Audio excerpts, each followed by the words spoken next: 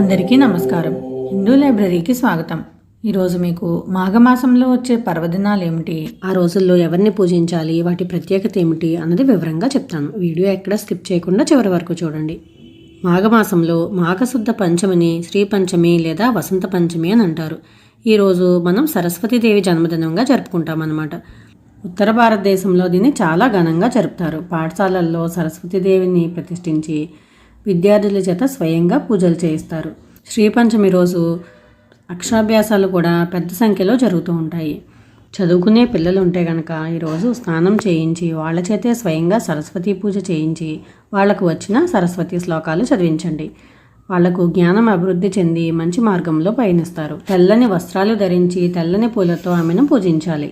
మాఘమాసం సూర్యారాధనకు చాలా విశిష్టమైన మాసం. అనేక రకాల ఆరోగ్య సమస్యల నుంచి బయటపడడానికి సూర్యారాధన చేసి ఫలితం పొందిన వాళ్ళని ఎంతోమందిని మనం పురాణాల్లో చూస్తూ ఉంటాం. సూర్యుడు ఆరోగ్య ప్రదాత. అలాగే శత్రాజిత్తుకు రోజు బంగారాన్ని ప్రసాదించే శమంతకమణిని, ధర్మరాజుకు అరణ్యవాస సమయంలో తనతో పాటు వచ్చిన వారి ఆకలి తీర్చడానికి అక్షయ పాత్రను ప్రసాదించి సంపద ప్రదాతగా కూడా కీర్తించబడ్డాడు. నవ వ్యాకరణ పండితుడిగా చెప్పబడే హనుమంతుడికి గురువు కాబట్టి జ్ఞానప్రదాతగా కూడా మనం సూర్యుడిని పూజిస్తాం. అంతవరకు ఎందుకు, సూర్యుడి వల్లే మొక్కలు ఆహారాన్ని తయారు చేస్తున్నాయి.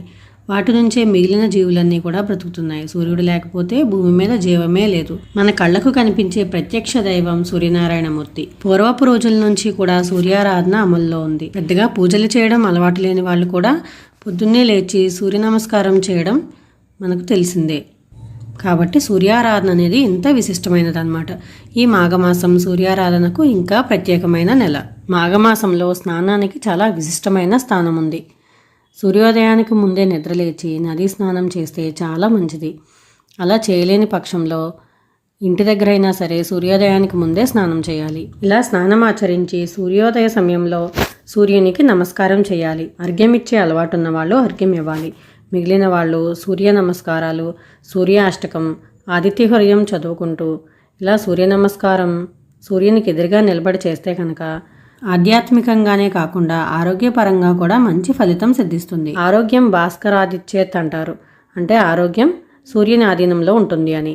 ఇలా ఉదయపు ఎండలో నమస్కారం చేస్తూ ఇవన్నీ చదువుకునే సమయంలో మనం 10-15 నిమిషాలైనా ఉదయపు ఎండలో నిలబడతాం కాబట్టి ఆ సూర్యరశ్మి వల్ల మన చర్మానికి, శరీరానికి, కళ్ళకు, ఎముకలకు కూడా ఆరోగ్యం చేకూరుతుంది. ఇలా ప్రతిరోజు చేయడం చాలా మంచిది. ఇలా చేయలేని పక్షంలో కనీసం మాఘమాసంలో వచ్చే ఆదివారాలైనా ఇలా సూర్యారాధన చేయండి. తరువాతి పర్వదినం మాఘశుద్ధ సప్తమి రోజు వచ్చే రథసప్తమి. దీన్ని సూర్యుని జన్మదినంగా మనం జరుపుకుంటాము. జిల్లేడాకులు, రేగుపళ్ళు లేదా రేగాకులను శిరస్సుపై, భుజాలపై ఉంచుకుని రోజు స్నానం చేస్తారు. ఇక రథసప్తమి పూజ విషయానికి వస్తే కనుక ఆవు పిడకలతో దాలి ఏర్పాటు చేసి ఆవు పాలు, కొత్త బియ్యంతో పాయసం తయారు చేసి దాన్ని చిక్కుడాకులతో నివేదిస్తారు. చిక్కుడుకాయలతో రథం చేసి సూర్యుడిని సూర్యకిరణాలు పడే చోట ప్రతిష్ఠించుకుని పూజ చేస్తారు. ఎరుపు రంగు వస్త్రాలు ధరించి ఎర్రని పుష్పాలతో పూజిస్తే సూర్యనారాయణమూర్తికి చాలా ఇష్టం.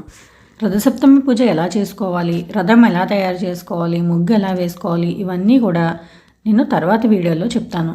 ఛానల్ సబ్స్క్రైబ్ చేసుకుని ఫాలో అవ్వండి. మీకు వీలైతే మిగిలిన ఆదివారాలు కూడా ఇలాగే పాయసం చేసి స్వామికి నివేదించవచ్చు.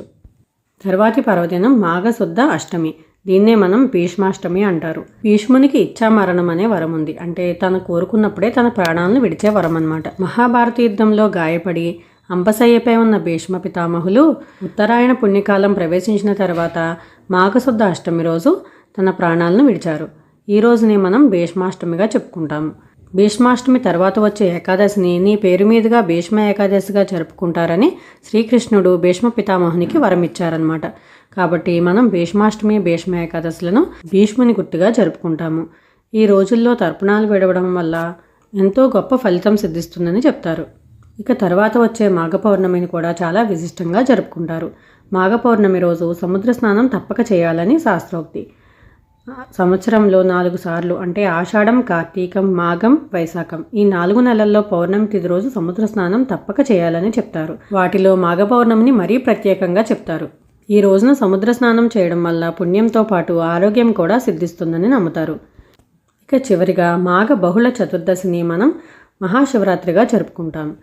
శివరాత్రి విశిష్టత ప్రత్యేకంగా చెప్పాల్సిన అవసరం లేదు. శివరాత్రి రోజు చేసే స్నానం, దానం, జపం, పూజ, జాగరణ, ఉపవాసం ఇవన్నీ కూడా అద్భుతమైన ఫలితాలను ఇస్తాయి. కాబట్టి ఈరోజు తప్పకుండా శివారాధన చేయండి.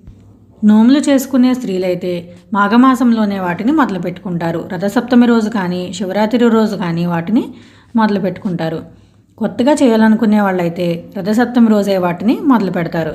కాబట్టి స్త్రీలు చేసుకునే నోములకు కూడా మాఘమాసం చాలా ప్రశస్తమైనది. మాఘమాసంలో స్నానం, దానం, జపం చేయనివాడు ఎంతో సమయాన్ని వృధా చేసినట్టు అని శ్రీకృష్ణుడే స్వయంగా మహాభారతంలో చెప్పాడు. కాబట్టి ఈ సమయాన్ని వృధా చేసుకోకుండా అందరూ కూడా ఈ పర్వదినాలను సద్వినియోగం చేసుకుంటారని ఆశిస్తూ ఈ వీడియో చేస్తున్నాను. వీడియో నచ్చితే లైక్ చేయండి, మరింత మందికి షేర్ చేయండి. మరిన్ని ఉపయోగకరమైన వీడియోల కోసం ఛానల్ సబ్స్క్రైబ్ చేసుకోండి.